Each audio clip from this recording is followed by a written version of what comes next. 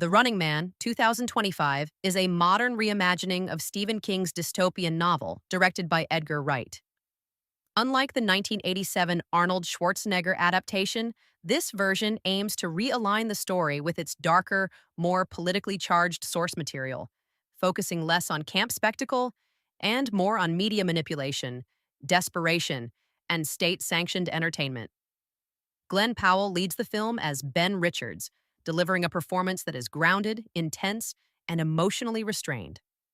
Powell portrays Richards not as a traditional action hero, but as a man slowly eroded by poverty, fear, and moral compromise.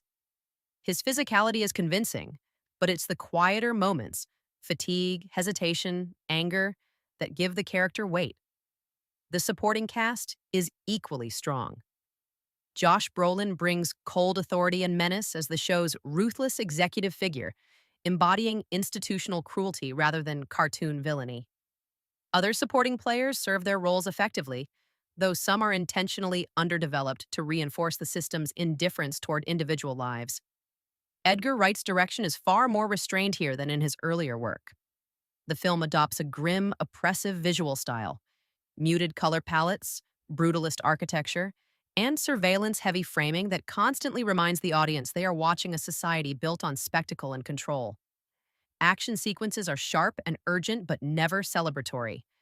The violence feels consequential, often chaotic, reinforcing the idea that survival, not heroism, is the goal.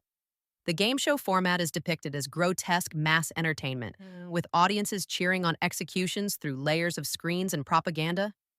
Narratively, The Running Man is effective but not flawless. The film's pacing slows in the middle act as it spends considerable time reinforcing themes rather than advancing plot.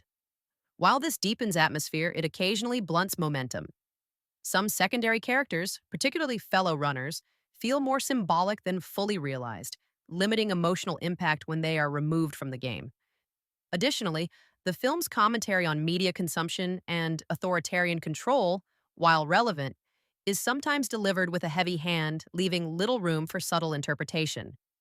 Where the film could have improved is with a stronger emotional connection to the supporting cast would have elevated the stakes significantly.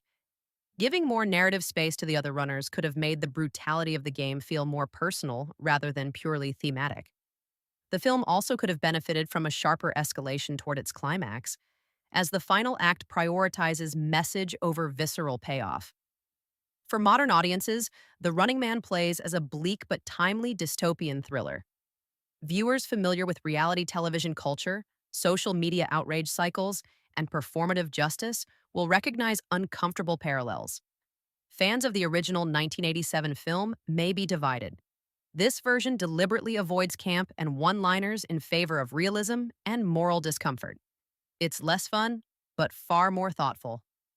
Film rating 7 out of 10.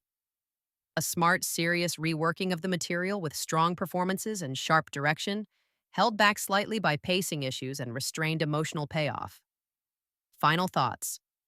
The Running Man, 2025, succeeds as a cautionary tale about entertainment, power, and survival in a society that treats suffering as content.